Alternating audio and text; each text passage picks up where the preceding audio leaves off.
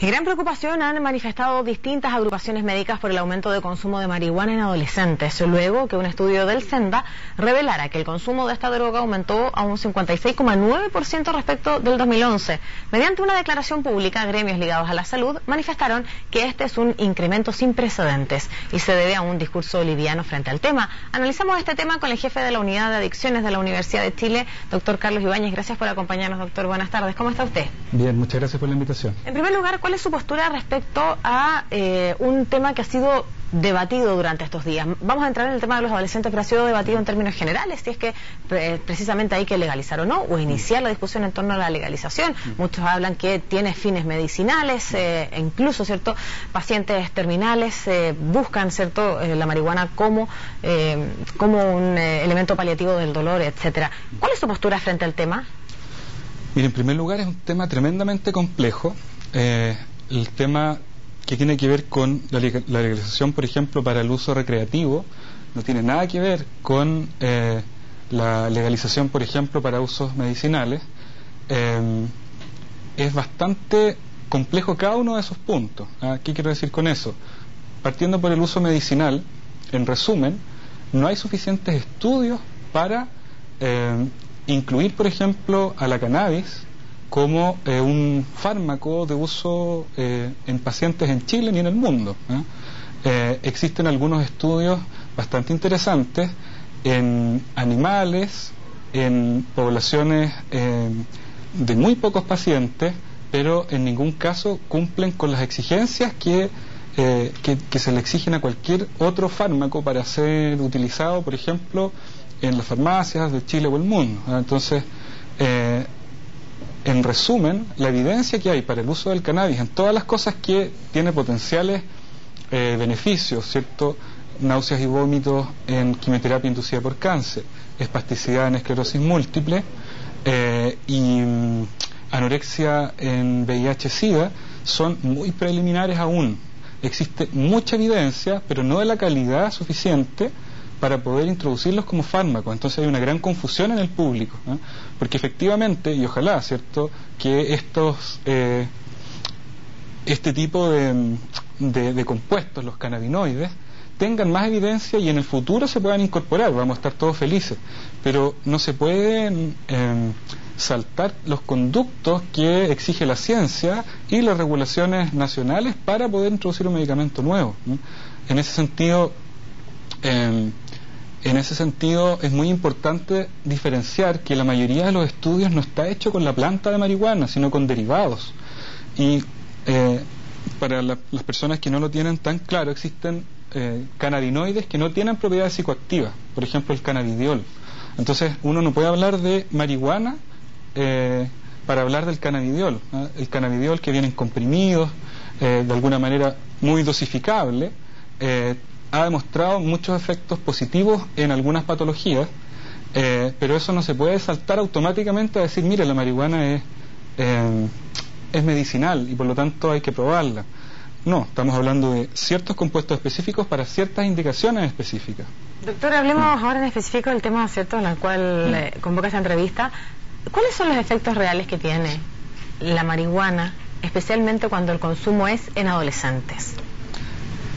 Mire, en general la marihuana tiene efectos nocivos, como todas las sustancias de abuso. El principal, el más preocupante, para los que nos dedicamos a las adicciones, es la adicción.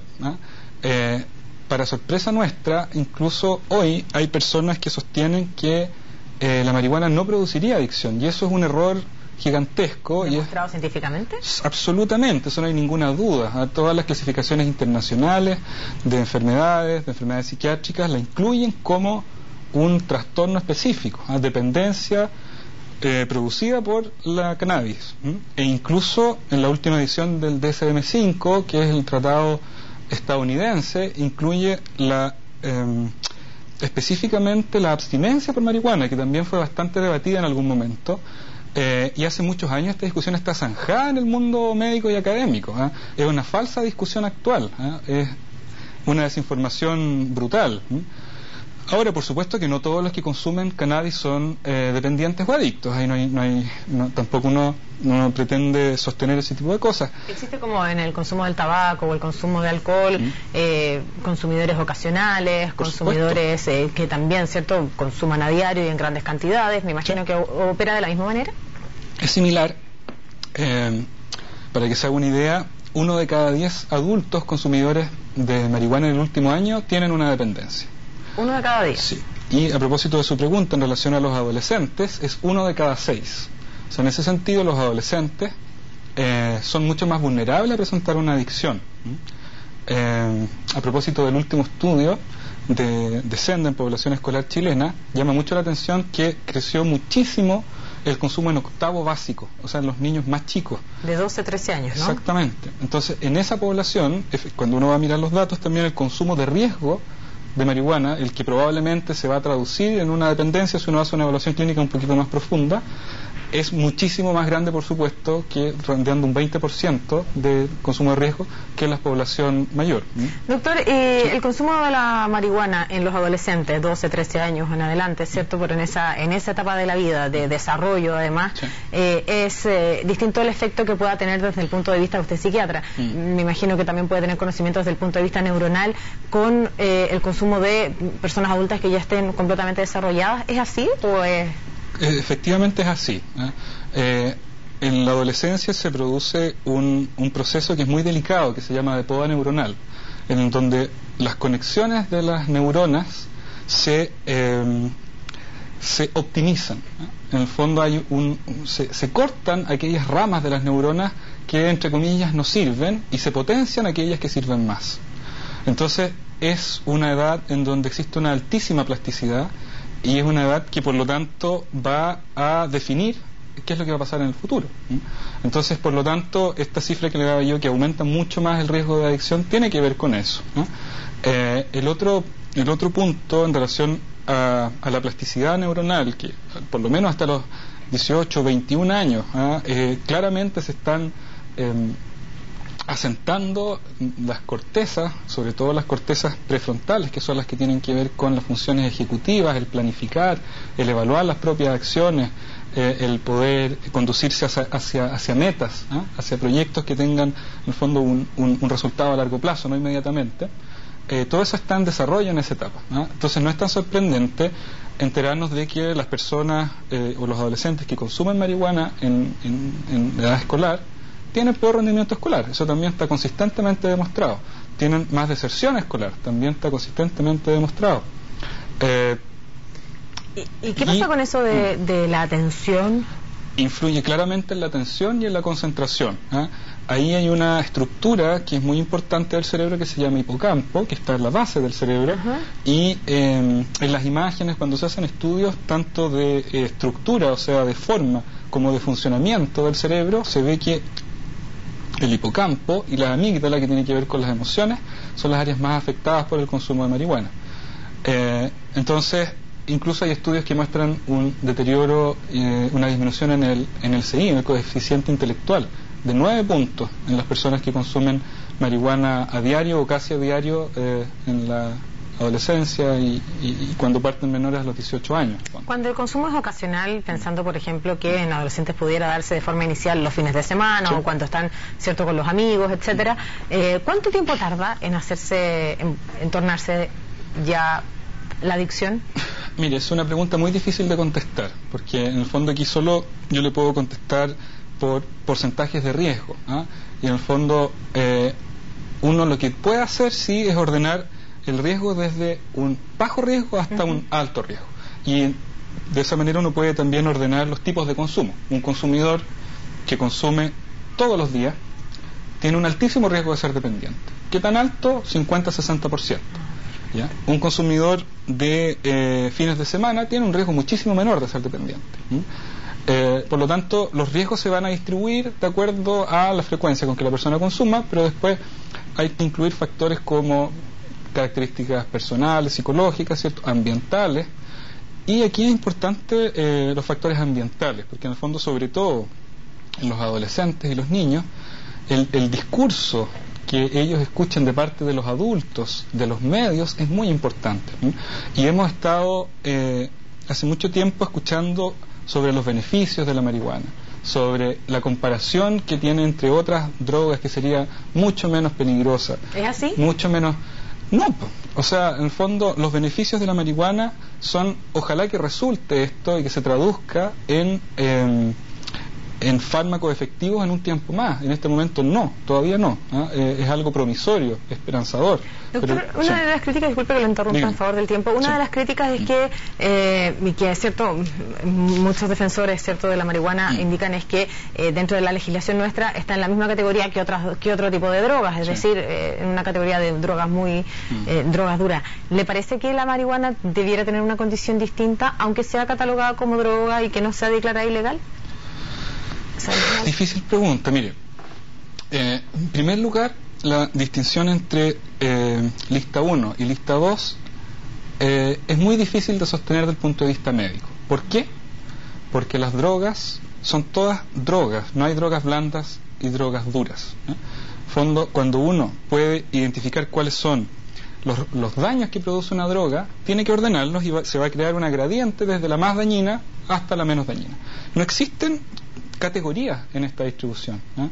Hay drogas que son más dañinas que otras, pero solamente en función de cuáles van a ser los énfasis que vamos a poner. ¿Qué quiero decir? Énfasis daño social, énfasis daño médico, énfasis daño salud mental.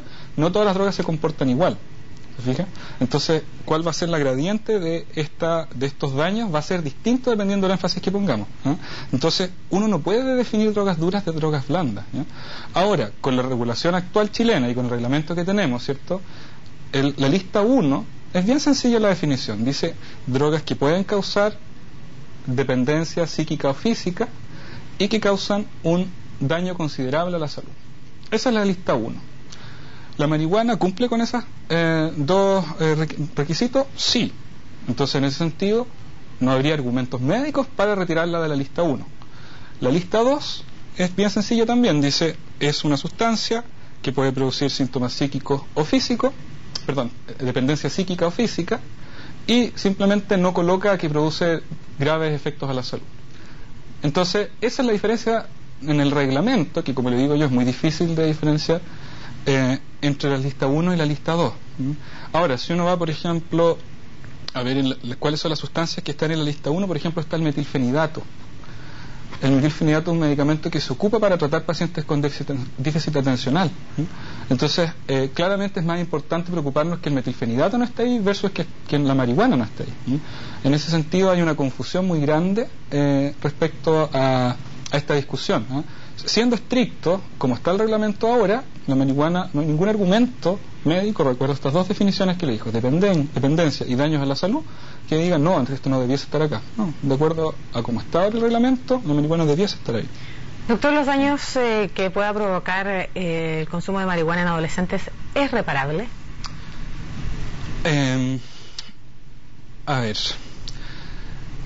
es difícil poder predecir ese tipo de desenlace.